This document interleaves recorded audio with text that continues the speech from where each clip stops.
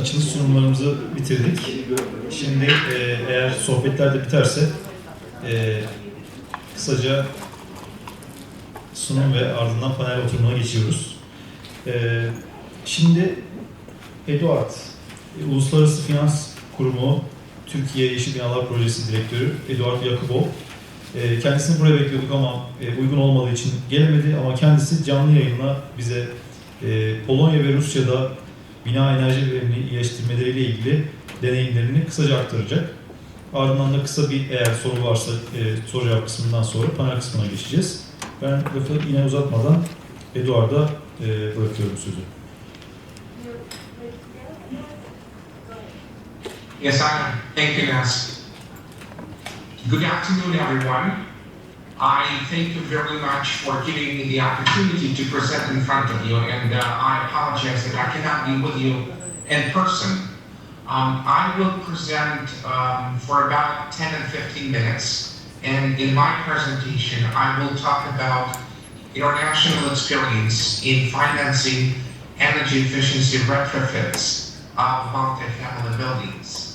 And I actually want to talk about two countries' experiences. One is in Poland, and the other one is in Russia.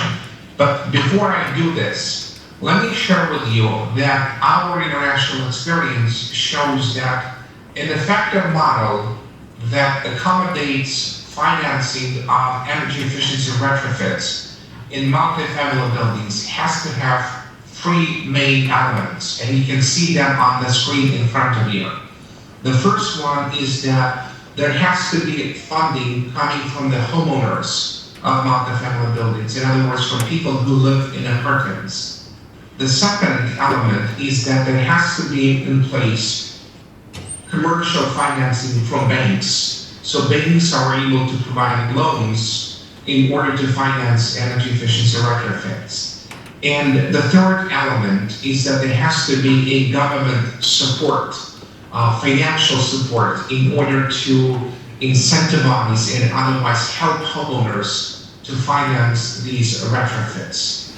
In other words, all these three elements need to be in place in order for the financing of energy efficiency retrofits take place. That's, in a nutshell, what our international experience shows. And I know that Turkey today has taken on a path of developing all of these three mechanisms, three elements. So I want to share with you an experience from Poland. Now, what Poland has done is that it has created a government fund. It's called State Thermal Modernization Fund. And that fund basically provides financial support to homeowners who take on a loan in order to finance thermal modernization of their multifamily building. We primarily talk about wall insulation, roof insulation, and basically making building more energy efficient.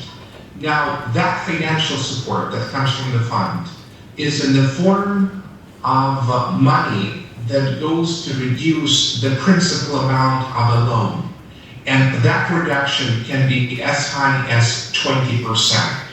So that's how government in Poland accommodated financial support to homeowners. Now, in Poland, there are also a number of banks that provide loans to homeowners associations that decide to do retrofits. And I must tell you that these loans are on a fully commercial basis. And the third element is that the homeowners who decide to do these retrofits and they want to receive government support, they need to achieve at least 25% of actual energy consumption in order to be able to receive support from the state fund. In other words, when they take the loan, they do retrofits, they need to show that they've reduced their energy consumption by 25%, and then they get the money from the State Thermal Modernization Fund.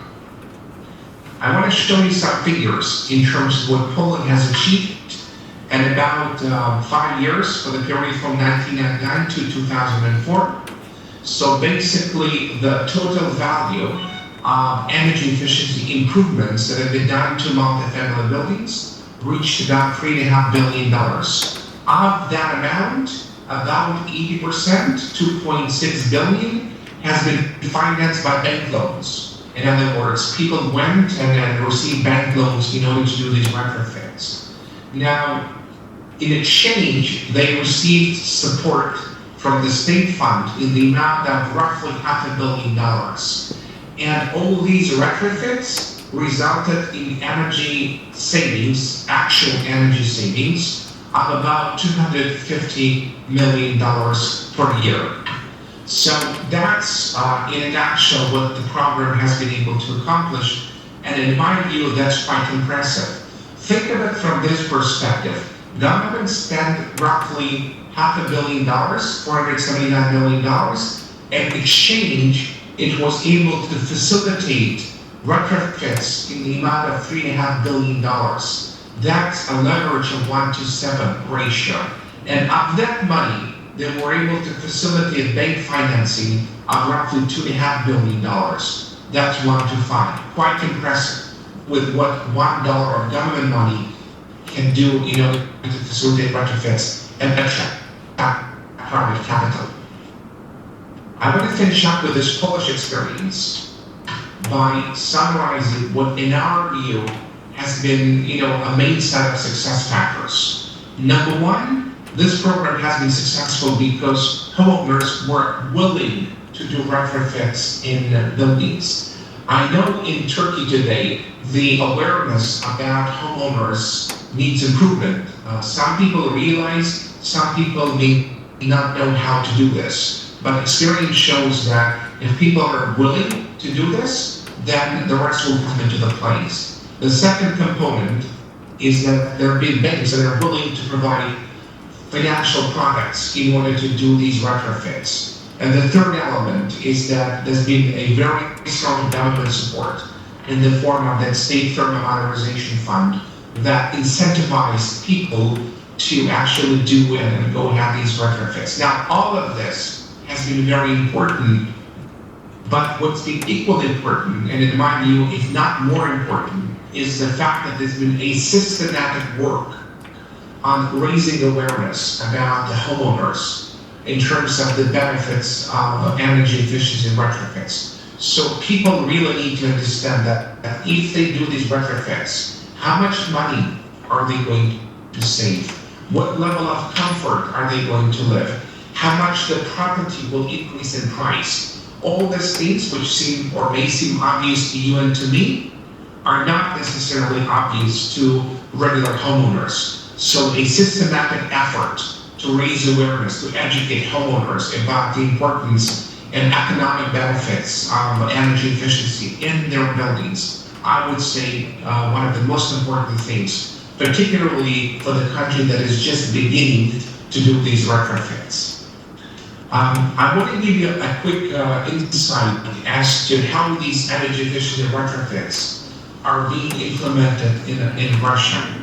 Now, in Russia, recently, a whole new system of these retrofits has been put in place. And a key element of that system is that there's been a mandatory payment for future capital or energy efficiency renovation that's been introduced by law. So in Russia, if you own a flat in multi-family building, every month you have to pay a certain amount of money that will be used to do retrofits in your building. I know in Turkey that's not mandatory. I know in many other countries that's not mandatory. But in Russia, they decided to institute this payment. So everyone now has to pay for future renovation. Commercial banks. At the early stage of developing, there have been a few banks that are offering financial products to do energy efficiency retrofits, mostly for homeowners associations, but industry in itself has not yet embarked on it fully. So we're working closely with banks in order to make this product more prevalent throughout the banking industry, more accessible to regular homeowners. And the government has been developing state support measures. And these measures basically consist of two forms. One, they provide co-financing. In other words, if homeowners spend a certain amount of money, government will co-finance a portion of it.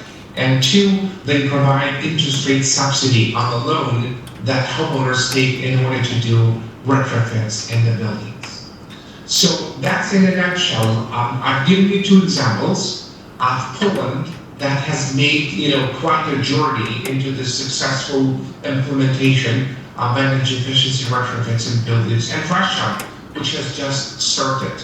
I know that many of these things will be are relevant for Turkey, and I look forward to discussing this with you. This is it for my presentation, and I will turn over to Ahmet and to Nas to answer any questions or any discussion points that you may have. Thank you so much.